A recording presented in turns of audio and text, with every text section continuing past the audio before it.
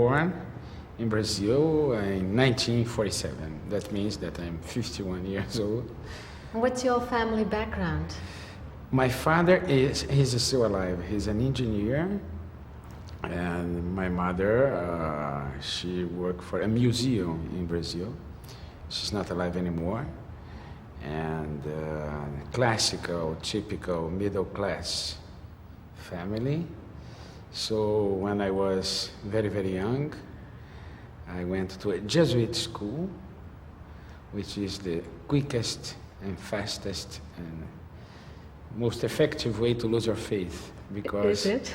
because they try to impose you God.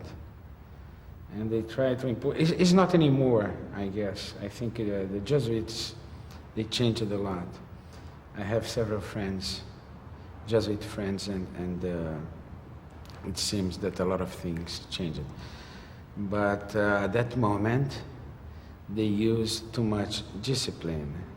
And they try to impose a kind of God that only have the masculine side, the God of, that it is much more like a lawyer than like a father. So I studied in that Jesuit school till the early 60s when the hippie movement arrived. And of course, it was the moment not only to quit the school, but to quit the establishment, to quit the faith and everything, and go traveling, to try to live my personal legend, to discover the reason why I'm here.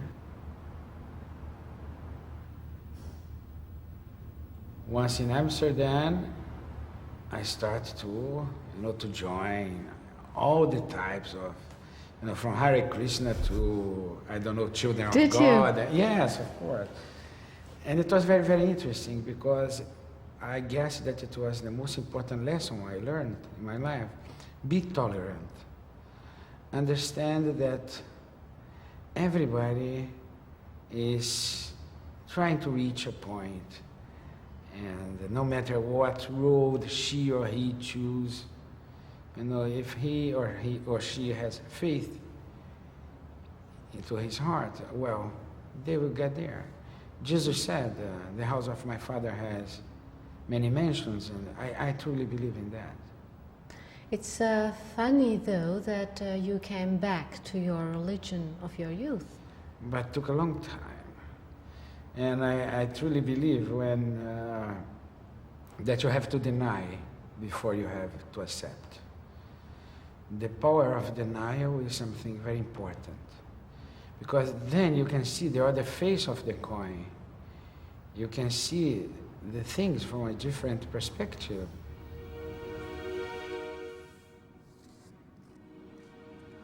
Todos os dias, Deus nos dá o momento em que é possível mudar tudo. O instante mágico é a hora em que um sim ou um não pode mudar toda a nossa existência. I understand you were imprisoned during the military dictatorship. Yes, this was, I think, the most horrifying moment in my life because it was in 1974. Brazil was under a military government that lasted for nearly 20 years. And I was very, very, very crazy. I had a kind of underground magazine. I used to write lyrics for pop songs, not typical Brazilian songs, but rock and roll, sorry, Brazilian rock and roll. Anyway, and they considered that to be subversive. So I was arrested. And it was the most difficult time in my life because we had no human rights here. We had nothing. So they used, like happened to me, they put a hood in my head, they took me to a jail, and there I was. And by the way, during this period, I tried to get the support from the religion of my childhood, the Catholicism. And I couldn't get any support because I was reading St. John of the Cross, Were you? who is a mystic, a Spanish one. And he talks about the dark night of the soul. And I remember that I was in a totally dark cell, you know. So I thought, I'm blind, I don't know what's happening. And there was a siren day and night. And you got crazy because you're alone, you cannot see anything, and you are naked, you are living under very difficult circumstances. They can hurt you without touching you. They can drive you crazy without putting a single finger on you. So I remember St. John of the Cross. And I said, perhaps this is a moment where I shall try to live the process of the dark night of the soul. But it didn't work, because I was scared to death. You know, so in fact, the idea that faith is something that you held when you are desperate, I don't believe in that. I believe that faith has its moment of, you know, sometimes you need when you are desperate, but when you are, again, back to the water into wine, when you are living a life full of joy, then I think you are close to God also. How did you survive? Oh, how did I survive? I don't know. I think that, well, God is mercy, and He was seeing me, and besides that, I think that the most difficult part, it was not the prison, because it's very concrete. It is the paranoia that remains inside of you.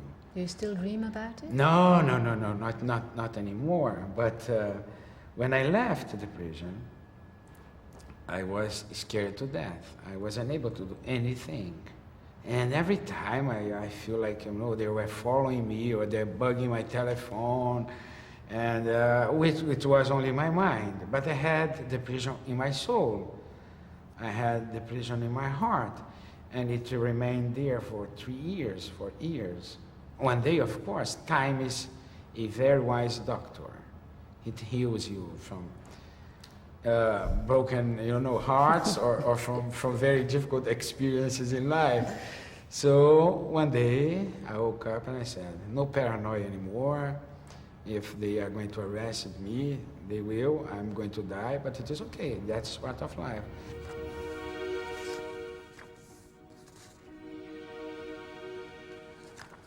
O medo de sofrer é pior do que o próprio sofrimento. E nenhum coração jamais sofreu quando foi em busca dos seus sonhos. But back to my religion, to Catholic religion, it was my pilgrimage to Santiago de Compostela. When I returned to my religion, that it is in my blood, not because it is the best, or the one that holds all the truth. No, I don't believe in that. But because it is in my blood, it is easy for me to understand, to accept in all my heart, you know? So after doing the pilgrimage to Santiago de Compostela, two major changes came into my life. The first one, face your destiny. Don't be a coward anymore. If you want to be a writer, write a book. Face the possibility of not finding a publisher, of being, you know, hated by critics, or no matter what, of didn't find readers, but write a book. Huh? Don't postpone that idea. In one of my books, The Alchemist, there is the crystal merchant who is always postponing his destiny, because he thinks from the moment that I fulfill my destiny, I will have no challenges anymore and I'm going to die. It's not like this. So from that moment on, first I wrote a book. Second, I learned that the extraordinary of life lives among common people. So all that idea about sects, about esotericism, about New Age, about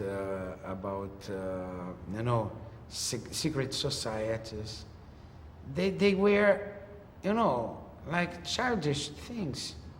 If you compare them with the real life, and real life is that you meet normal people you meet a taxi driver, and probably on your way to the airport, this taxi driver is going to tell you something very important, that it is an answer for a fundamental question in your life. And if probably you go to a priest and he's going to say, you know, something that it doesn't matter at all. So I do believe that our guardian angel uses other people's mouth to talk to us and to give us the clues, the omens, the signs to help us to fulfill our destiny. I wonder, are there special places in your life? There are special places in my life. Lourdes, in France, where Notre Dame de Lourdes appeared. This is another sacred place for me. I spend every New Year's Eve there. So now they ask, what are you going to do in the New Year's Eve of the year 2000? I'm going there. And what do you do there? I pray. I think this is a very good moment, and it is very silent, very cold, of course. Where? Specific places? In front of the growth, I don't know, yeah? In Lourdes, where Bernadette saw the Virgin. And so at 10 to midnight, it started to arrive people. It is very cold, and normally it is raining, and you are there, and but it is a very special moment for me, because it is a moment that you say yes to your next year. Because Bernadette was considered to be crazy and out of her mind, and also the Virgin, you know, someone who said yes to life. She could easily say no. I think when the angel came to the earth, he had several Marys, right? And probably he went to 2 or 3 who said no, no, no, no. But that one said yes, and that changed everything. It's so difficult for us to say yes for life. It's so easy to say no. No, not to this, not to that. But the most important lesson from Mary is that say yes. You know the limits, but say yes to as many things as you can.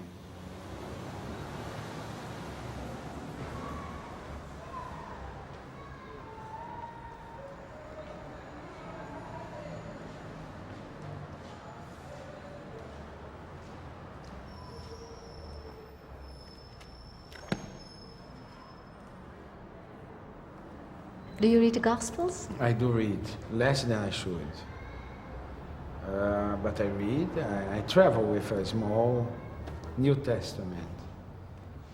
There are some parts that are difficult to understand. There are other ones that you only understand after living through this situation. And this is what is very magical and special in the Gospels. It is because they are totally unexpected. You think, for example, that the father who has 2 sons will prefer that one who stayed with him and worked with him and didn't spend his part of his money. And all of a sudden, it is the prodigal son who has the benefit. So I like that. I like that this kind of so-called contradiction, but it is not. This is the true revolution. You recognize yourself in the prodigal son? No, I don't recognize. Well, I think that all of us should have that, should go away and return, like the rain, like the water. If you stay in the same place, you are still water. You cannot drink that water. However, if that water evaporates, became a cloud, and returns under the same form of water, that water brings the wisdom of this journey that it may from the pound to the sea, to the sky, and again to the sea. That water will manifest itself under the form of water, but in a different place, probably over a tree or the sea. That water is going to travel. So I do believe that we have to be in constant change, and this is the miracle of life. You created the Institute Paulo Coelho.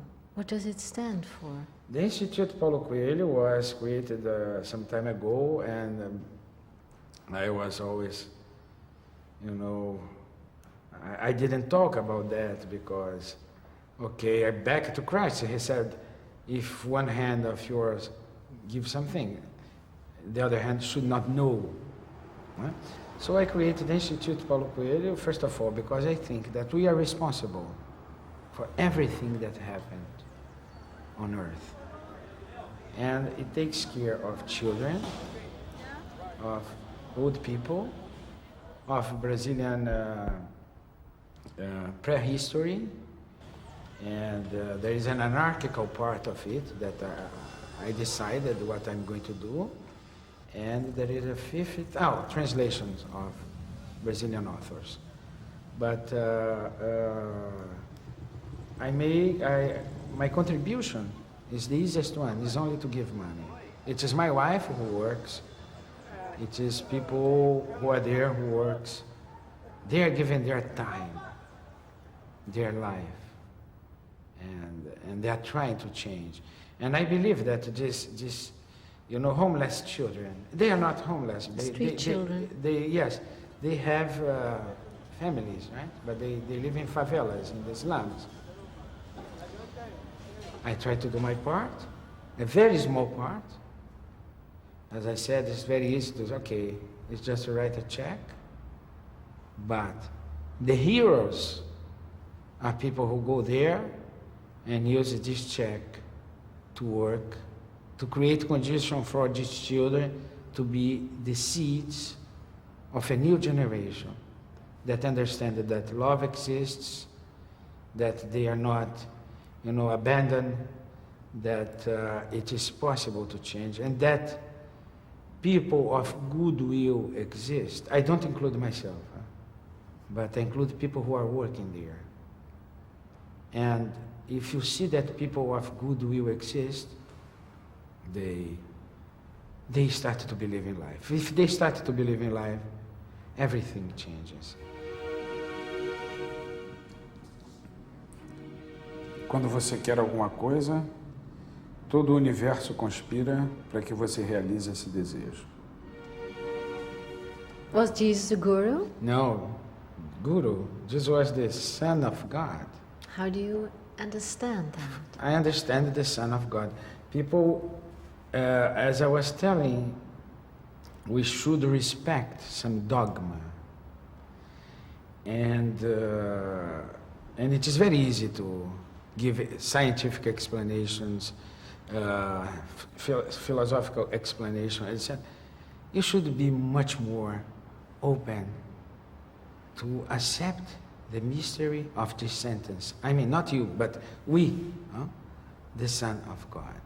He sent His Son to the earth, and His Son came to the earth. And then it may sound totally silly, like it may sound totally silly that there are three people in one, and it may sound totally silly that Mary was virgin, but it's not silly. It is, as Carl Jung said, the dogma are the utmost manifestation of human thought. The theologies, they come and go, and the dogma remain.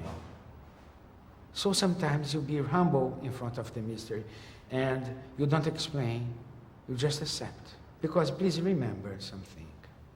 10 years ago, it was politically correct not to believe in dogma, because we thought reason can explain everything. Reason can explain life, death, and all the philosophical questions. And all of a sudden, we realize that we have a different perception, a much more feminine perception, where things influence our lives, not directly through our brains, but through our heart.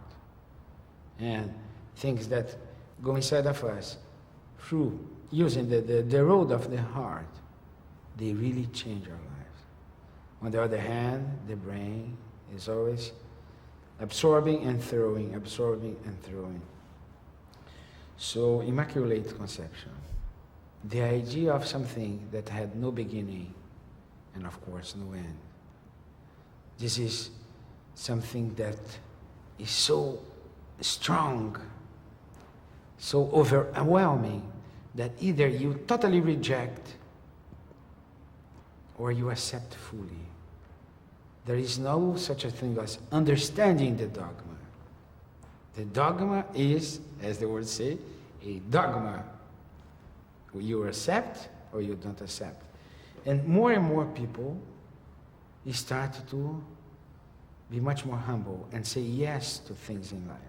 Not to social injustice, but to the mysteries of the spiritual world. What role does that feminine side of God, the Virgin, what role does she play in your life? Love, acceptance. I learned when I was young that God was law.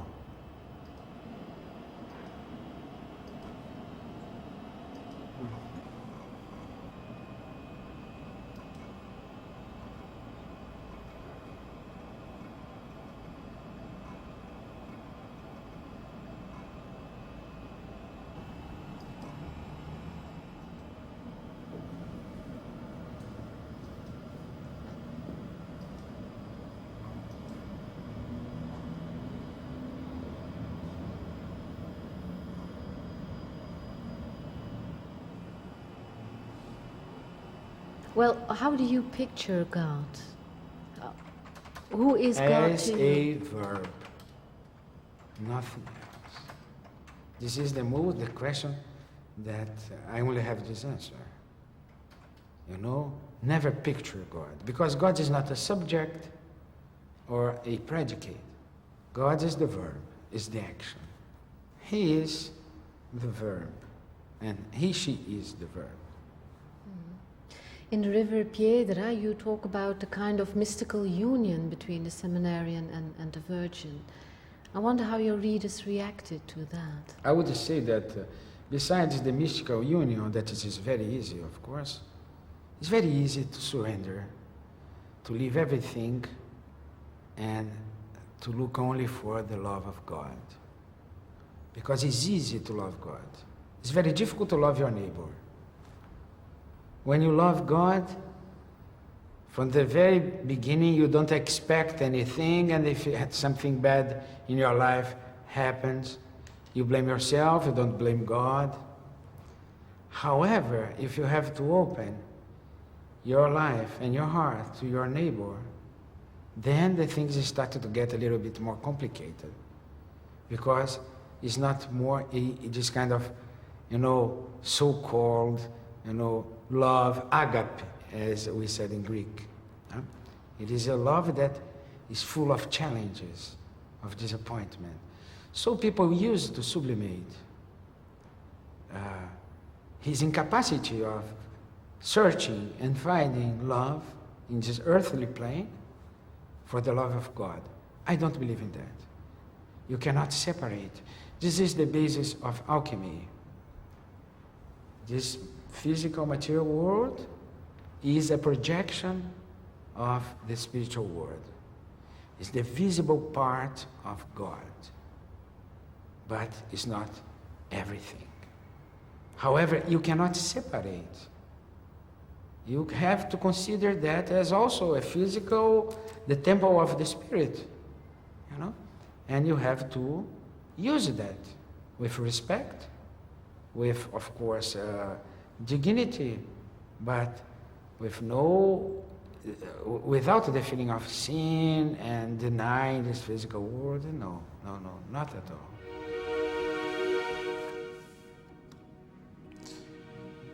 Só um caminho por onde qualquer pessoa pode passar é capaz de nos levar até Deus.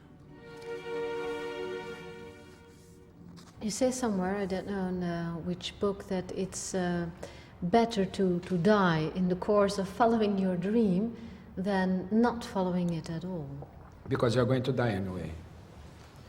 So if you die in the middle of a good fight, as St. Paul said, then you can look to yourself. You can look to the child that you were 10, 20, 50, 60 years ago and say, I didn't betray you. I lived my life fully. And I'm dying. Every day is a good day to die, as the Indians say. So you can look to yourself and say, okay, I live my life fully. As Frank Sinatra, no, Paul Anka said, I traveled each and every highway, and I did it my way. I love this song because you are totally committed to your life. I wonder what object you have chosen for us. I chose, of course, something that I always carry with me, that it is a chaplet, how I say that in English? Rosary. A rosary, yes. That it is, they say, I don't know if it is true, that they developed that in the First World War, that they have to pray and that they cannot carry the classical rosary, so you put in your finger and then you have the 10 Hail Marys and then you do like that all the time. And when I'm, in airplanes, I live in airplanes and airports and when I have time, I start just to repeat and repeat and repeat a prayer. And this is very good for your health, very good for your mind. It detaches you sometimes from, some oppressive moment that you need time to think. And then you relax and you pray. And I always carry that. I lost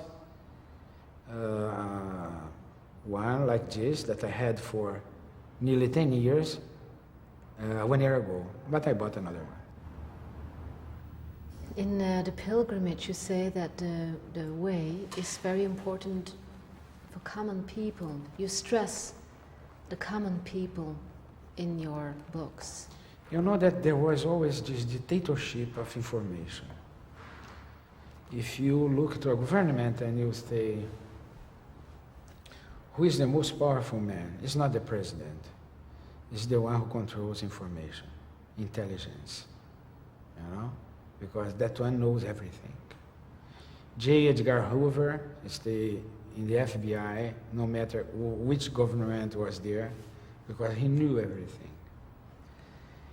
And unfortunately, the church, the religions, the spiritual search went through a period of we know the things and you don't. You stupid people. So, and we believed. We forgot that Jesus Christ himself said 2,000 years ago, there is nothing occult that has not been revealed. He said that. So, I myself, I went through this process. I forgot that everything is only a matter how you see the things around you. And therefore, I choose the difficult path. But mean by difficult, not the narrow one that Jesus referred, but the complicated one, the sophisticated one, the one that I attributed power for people who wrote complicated books, had complicated rituals, things like this. Till I realized that God was not a dictator, he was democrat. Therefore, if she is democrat, she should distribute the wisdom or the grace or revelation to everybody, not to the chosen ones who had the power or who had money to buy complicated books. So when you start to look around you, then you start to realize that everybody has some spark of divine light to share with you. But the only way for me to realize that, as I am very stupid sometimes, it was by doing a pilgrimage, searching for such a complicated thing like a sword, you know? But I had to do this pilgrimage. And then, looking around me, realizing that everybody knew anything, even if they are not conscious. Huh? In the fifth mountain, Elijah asks everyone to choose another word in order to start a new life, or to, it's a kind of characteristic. What word would you choose? My name. This is very important. This is part of most of the religious traditions. You choose another name. Huh? But I would choose pilgrim. I like that. Someone who is traveling. Because life is a journey from birth to death. And we see something, we tend to see something very, very, well, simple, that every day is the same as the next one. It is not that. It's like a pilgrimage. You are changing your surroundings every day. And that's what I would choose my name as pilgrimage. And I would like you to ask you, which name will you choose for you if you have this choice?